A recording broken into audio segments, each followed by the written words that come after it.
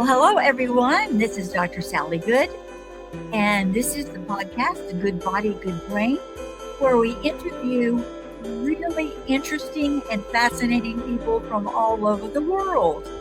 And tonight, I have a very, very special guest that I want to introduce you to. Her name is Dr. Timmerman, or Timmerman, Barbosa de Silva.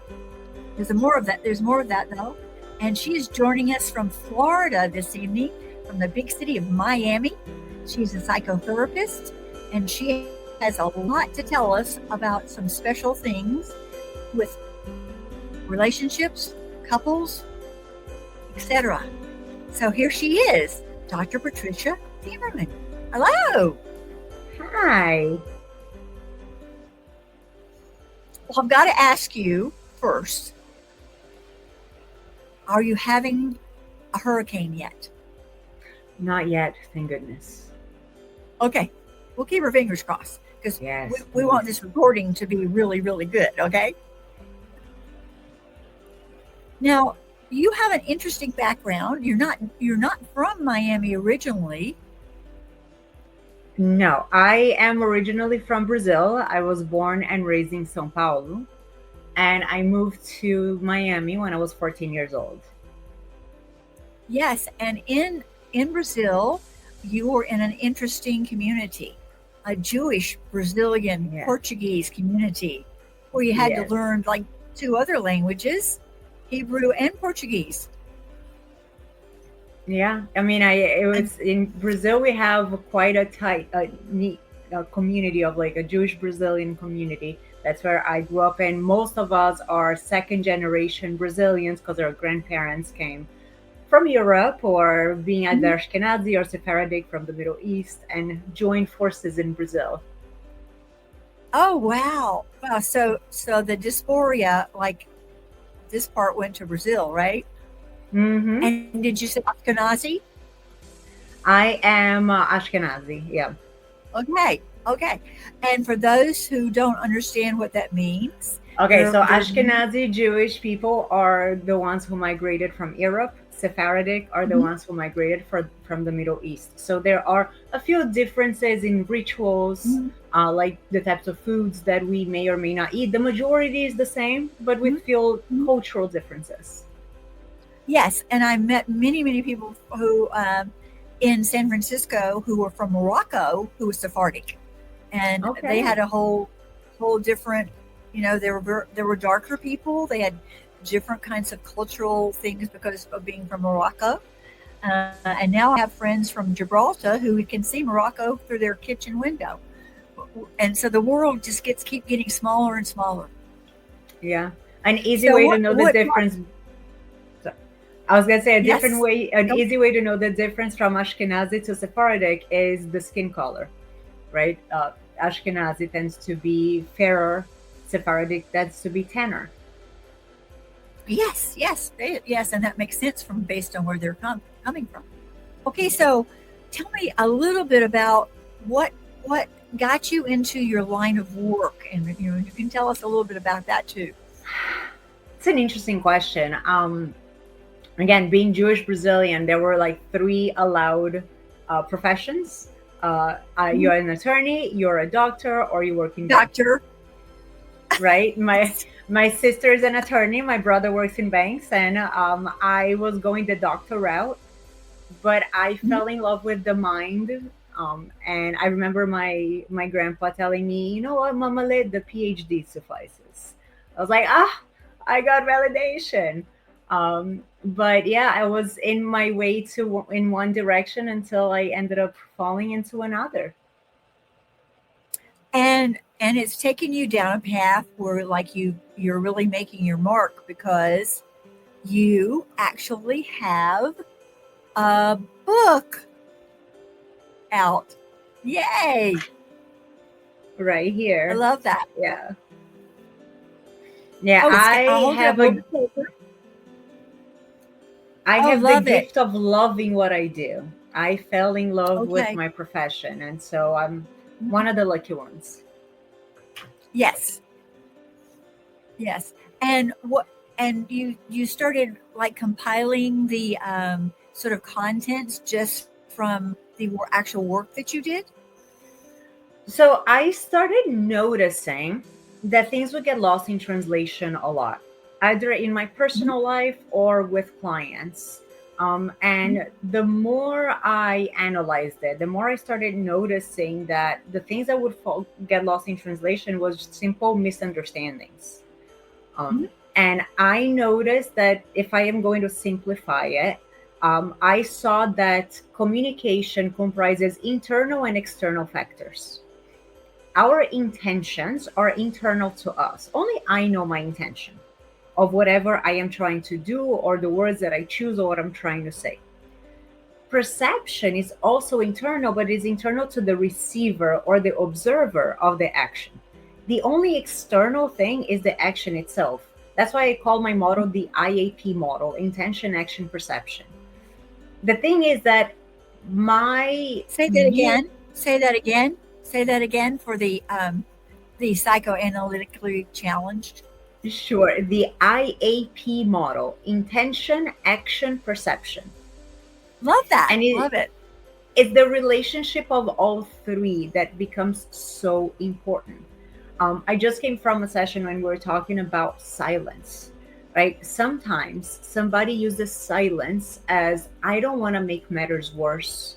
I don't know what to say. It's better to not say anything at all if you don't know what you're going to say. But other people will perceive that silence as you don't care, Or right? stonewalling. And or stonewalling. So Mhm. the action, which is the silence, gets lost in translation. One of the things that I actually wrote right on the back of my book is actions can only speak louder than words when their intentions are clear. If I don't know the intention behind your action, I will make an assumption based on my own perception. Oh, I love that. Yes. Yes. Yeah. And where can we get this book? Amazon. If Okay. you just go Love it. to Great. Amazon, yeah. But and I can talk about like in so not only understanding the theory, the concept behind this book was kind of a manual, right? So the Mhm. first chapter, the first and second, I'm talking about the theory and giving examples, using myself and my relationships as examples or citing examples of things that I've observed in the profession. But then chapter 3 talks about all the actionable strategies. What are the things that we can do knowing this information? And then chapter 4 are the worksheets for those of us like myself who are visual learners or kinesthetic. I need to process it. I've developed Mhm. worksheets for you to be able to apply all the coping strategies to help improve communication. Yes. And the really great thing about that is when you actually write something down instead of typing it, it becomes more encoded in your subconscious. Yeah. It's involving our senses, right? Mhm. One of the strategies that I've developed for the person giving the information, I call it the 3 columns of communication, right? The first column, which is what we tend to do, is the venting.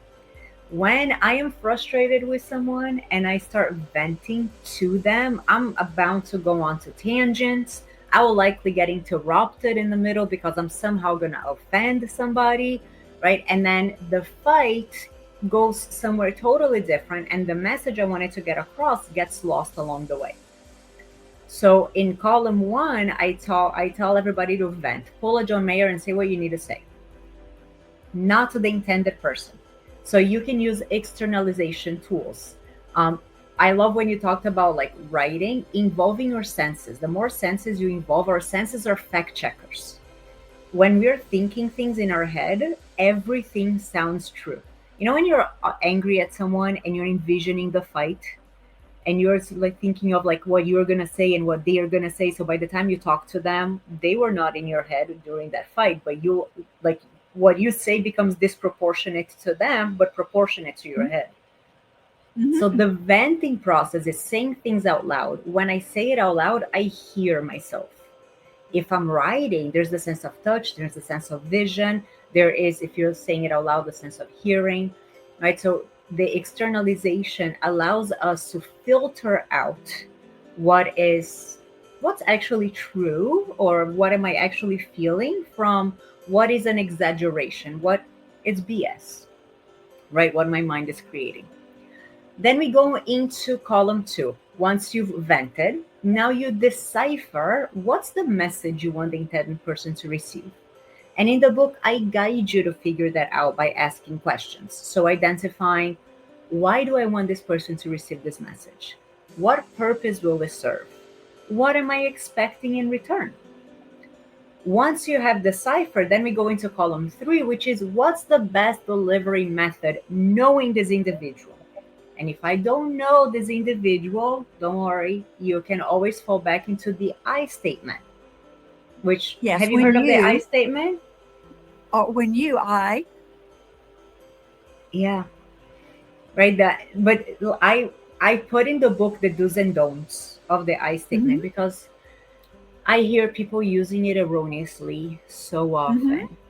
are like a weapon. They really like Yeah, use it as a I hammer. the way I'll say, like, the best way to cheat the I statement is using the words like or that after the words I feel. I feel like you don't do enough. I feel that Mhm, you. I'm like, no, no, no, no, no. This is not an I statement. This is a you statement mhm. disguised under the veil of an I statement. Yes. Yeah. Yes, that's a great point. And when you talk about all these different factors, I think you have to decide sometimes in relationships that are very intimate and tender which battles you want to actually get into, or Yeah. what like I have a like a weightings, like a what percentage of this really is all that important, or is it just me and my ego, or me like misinterpreting or whatever. So I really look at it from that standpoint. If I want to really do this, what's the outcome? What's the gain? Am I going to increase the relationship? I'm going to get more trust, more actually good stuff, or am I going to do possibly a little bit of damage that I might have to retract later? Yeah. I love what you said, and it brings me to, I call these cognitive filters, which is the Hmm. filter that my thought must pass through before it comes out of my mouth. Hmm. And one of my cognitive filters is, what purpose will this serve?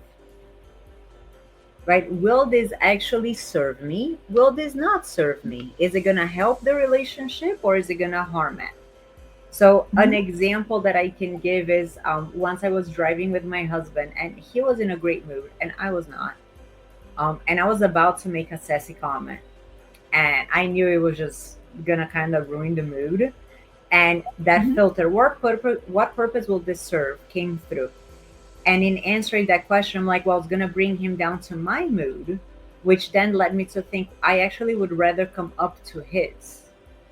So instead, I decided to not say it. And I started to figure out, what do I need to bring myself back to that mood? Because we're in the car, I decided to put a genre of music from my childhood to see if that would kind of get me in a different mood. And it helped. I mean, it wasn't amazing and it wasn't immediate, but better some than none, right?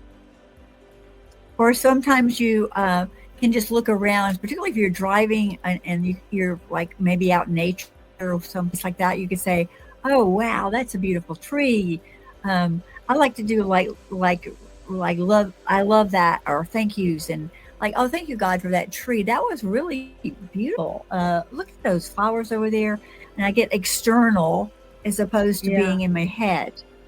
And then the other thing I tell people is like, okay, you can be right or you can be happy. You get to decide. Yeah. I appreciate that. And sometimes even verbalizing, because again, we talked about silence, right? And silence can speak volumes. We just don't know if it's saying what we actually intended to say. So I can express to somebody, like, if they notice my silence and if they say something about it, I'm like, I was in a funky mood, and if I spoke, it was not going to be pretty. So I thought it would be best for me to be silent for a moment. Let me reset, right? As opposed to just being silent without that communication, because again, the other person is perceiving it from their point of view. Mhm. Or if you're just laying back and you've got your shoes off and you got your feet on the top of the dashboard and you're like just hanging out and you're still silent, they might think, "Oh wow, she's really digging this. Like she's having a good time." Like the whole Yeah. body language thing so factors into how we perceive everything. Oh my God. I was having a conversation with a friend of mine of how we are simultaneously and constantly reacting to one another, right? Without even knowing at times. So, a simple example, we were having a conversation about the words I don't care. And in our Mm, conversation, I said, like, to me, growing up, when I think of I don't care, when somebody tells me I don't care, it's a negative indifference, right? It means, mhm, let's mhm, shift gears, right? mhm, mhm, Whereas if you say, like, I am good either way, that's a positive indifference, right? Okay, I don't mhm, need to shift gears. I'll just choose one and we go. To her, I don't care is just indifference, right? There was no negative or positive. So when I was looking for a new pair of glasses because I lost mine, of course. Um, and I was trying them on, and oh my God, give me a choice and I'll be there forever. And in our conversation, she said, "Oh, either one would be great." And I'm like, "Okay." So I felt comfortable to just continue trying them on. But I told her, had you said, "I don't care," I would have immediately just choose one and go, right? Because I mhm, would have received that as, "I'm done with this. Can we please move on?" Even though it wasn't her intention at all. mhm. Yeah. Yes, yes, and it's great that you have a friend that you can verbalize those things to because some people like to process those things externally and some people don't. Some people get like a little intimidated by the whole thing. Like, I love those kind of conversations when, well, I have lots of colleagues like all around the world who are in different countries. And we like to talk about like how things sound differently or look differently uh, in different aspects. But it doesn't just relate to psychotherapy, it also relates to all forms of business, Oh, yes. sales, marketing, communication, the whole thing, psychology of sales and marketing, branding. Oh, all those underpinnings of what's the perception of what somebody thinks about a product line or a product. You know, it's just so subtle. And if you look at like Steve Jobs and Apple, what did he create? Oh my gosh, amazing, amazing. A legacy that people are still trying to understand and they still talk about it. I had a client who was a manager of an Apple store. He said, I have to get ready because when we unlock the doors, there's been a line of people out there, like maybe 2 blocks long, and they're all rushing in to get the new iPhone. So there's Wow. not a lot of selling going on, but there's like decisions to be made, colors, you know, how much memory, all these kind of things. And he says, and a lot of the people that I work with are 20 years younger than me. So I have to make adjustments based on how old they are, where they Oh, for came sure. from, all their political sort of things. Um, and it's just like he was in a milieu that was just, he was shifting all the time. Yeah, And he could verbalize. but it's learning to communicate with whomever you're communicating, knowing my audience. And I take my hat off for those individuals who are able to be chameleons, right? Oh, yes, they can shift. Yeah, I'll share with you, my way of communicating is very different from my husband's or even this friend of mine. I'm very direct, right? I have Mhm. the tendency to, like, I've become better at dancing with words a little bit. But growing up, like, my sister, my brother, and I were very close together, and we kind of learned from each other. We're just very direct with one another. My husband is the grandchild of a diplomat, so, like, he's go Okay. like, he's very diplomatic. Sometimes, like, he'll talk to his parents, and I'm like, "But you didn't say what you're gonna say," and he's like, "Yes, I did." I'm like, "No, you didn't." It's like in my way I did.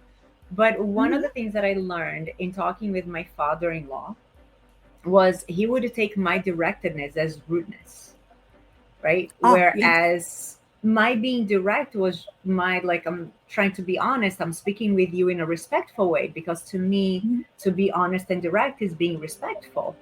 Hmm. So we, in our exchange, one of the golden questions that I ask is, what do I need from you to give you what you need? So I expressed to him, I'm going to work on my approach and try to catch myself, right? With awareness comes action. I'm going to try to catch myself and working softening my approach. But in the same token, I'll ask you to see my delivery from a softer lens. It has to be not one-sided. It has to be a minimum. If in a relationship contains two people, it has to go from both ends. I can be doing all the work on my own. Hmm. Mm. And even that would be considered maybe a little bit pushy. Yeah, but I really love because we now understand each other so much better because we Hmm. understand how the other speaks. Yes, and diplomats have to do that chameleon thing all the time. Yes. It's the reading between the lines. Hmm. So, but if I'm not giving you lines to read in between and you're still reading between them, I don't know what you are reading, right? Versus if I take the things that you give me at face value, but you're asking me to read between the lines, then I'm continuously misunderstanding you. Yes, and I'm working with someone who has a really grand idea, and her grand idea is to bring more kindness into corporate America because Oh, we're our civility levels have definitely suffered the last couple of years. And one of the things we talked about is when you're around people who are doing kind things, by watching their actions, you develop these like mirror neurons, and you start to feel better by just watching the action.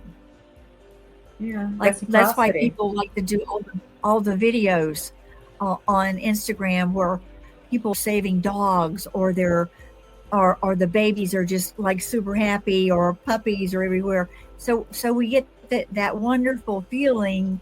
Sometimes it's serotonin, sometimes it's even oxytocin, depending on the video.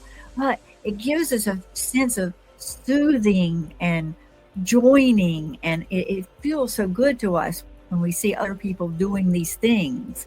So I think Yeah. that happens too in relationships when you just notice something about like your partner, and they're just like, and they're not even trying to do anything that are to impress you. They're just being themselves with someone else that you don't even know, or maybe they just met, and you just notice that about them, and it just sort of fills you with sort of like pride, like, oh, that's my person. Yeah, I picked that person. Yeah, Yeah. and they picked me. And there's that journey together when you can like express that, and sometimes people don't even notice that they're being that way, and when you bring it to their attention, it just gives them a boost. Oh, for sure. I think gratitude plays a big role. Even in the book, I talk about it. So gratitude allows for acknowledgement, right? When you are doing something nice, it feels great to feel acknowledged for it because it takes away that resentment of feeling taken for granted. The Mhm. other thing is, if I'm in a contentious relationship, whenever somebody's talking to me, I will immediately contract my body and go into a defense mode because I am ready for that fight. If I don't know what's coming out of that person's mouth is a thank you or a complaint, now that ambivalence may Mhm. lead me to not contract immediately as long as that gratitude is consistent. Now, I'm not saying to give free gratitude because I don't think that Right. that is worthy, It's right? I gratuitous. think Mhm. exactly. I think it has to be intentional. I created the term instructive compliment, just like we have constructive criticism. I created the Yes. word instructive compliment because Mhm. growing up in my culture, a lot of the times, like people will say, "Oh, compliments are fluff; they have no function." And I disagree with that. I think a compliment allows me to know what I'm doing well that I don't need to work on or that I don't need to change. So I get to change Mhm. only the things that I'm not doing well. So an instructive compliment is me letting you know what I'm grateful for. Why is it that I'm giving you this compliment? What makes it worth it? As opposed to just say, oh, this is amazing. Oh, I'm so proud of you. Why? What's the significance of it? Yes, and I think, catching people doing things right and it's spontaneous, it works great for kids because they Mhm. need to know if they're going in the right direction.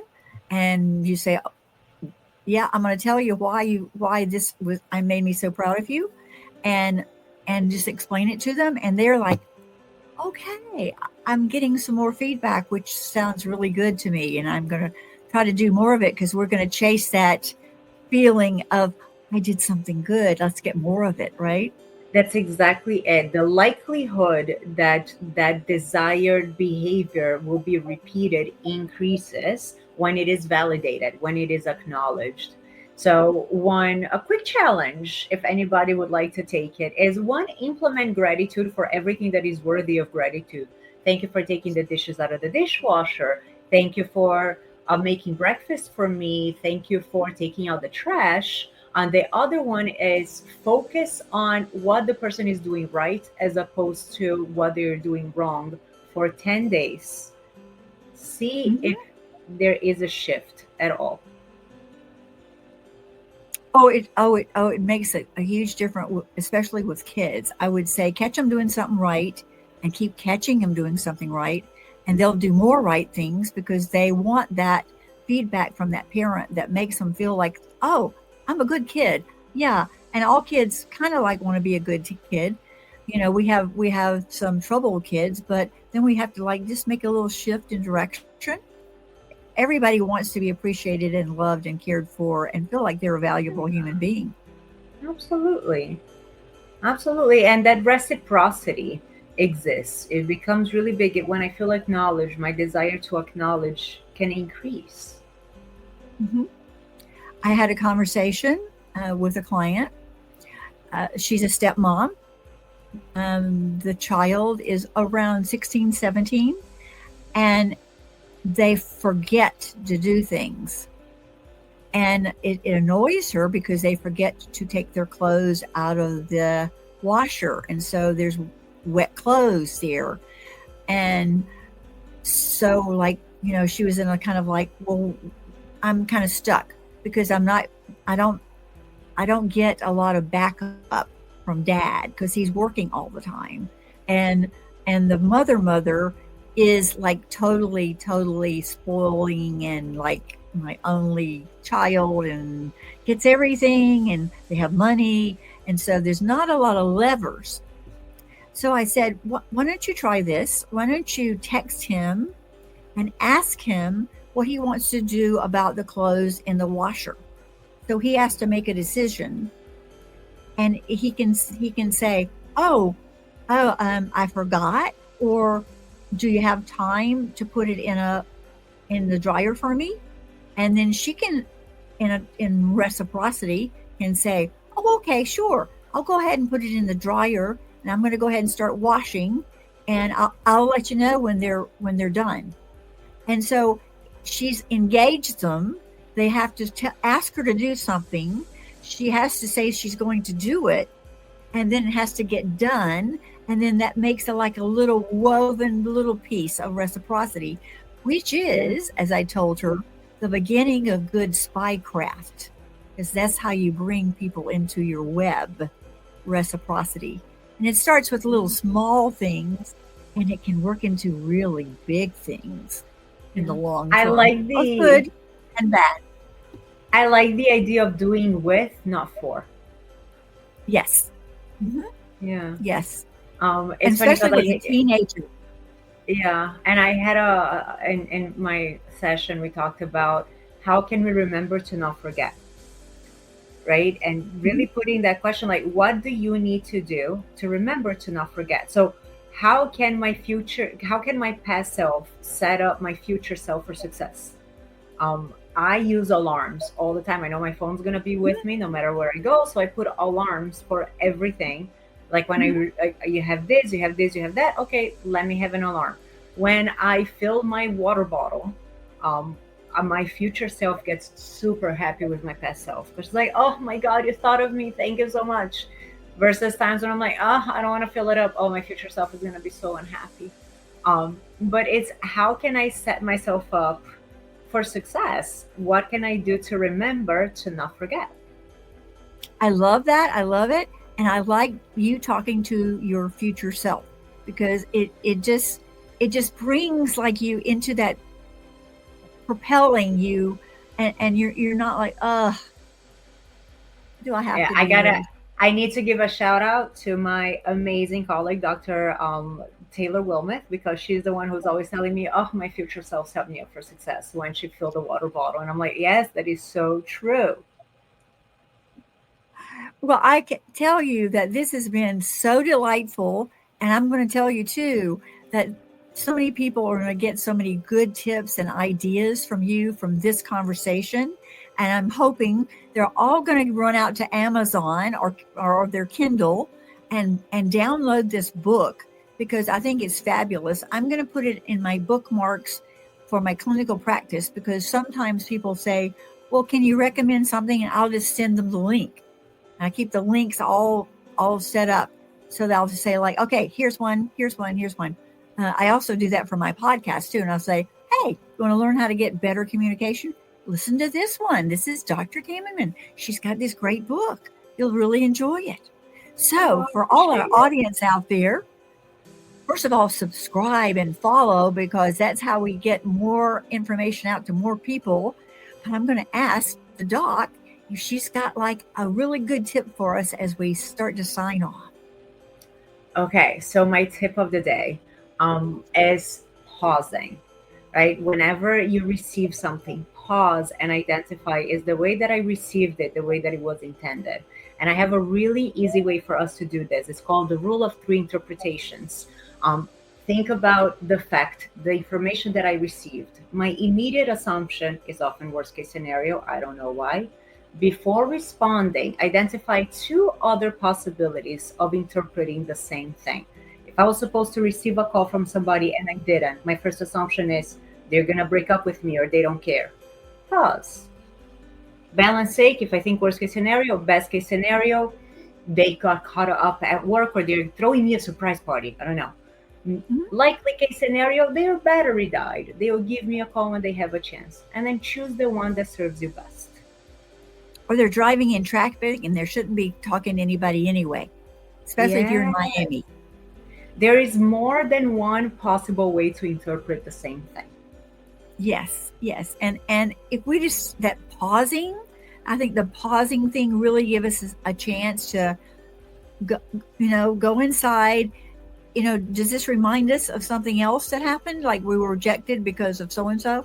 I mean, are we taking the past and blending it in with the current thing Yeah. and projecting the future? Yeah. So Because press the pause button. press the pause button. And as humans, we always have that opportunity to do that. We can slow down, relax, enjoy each other, and just have a wonderful life communicating by thinking about what's inside and outside. And we get to choose how we think about it and what we think the person meant. And then we can ask them and have a conversation. I love Yes. that. Choose the Oh, perception that serves you best.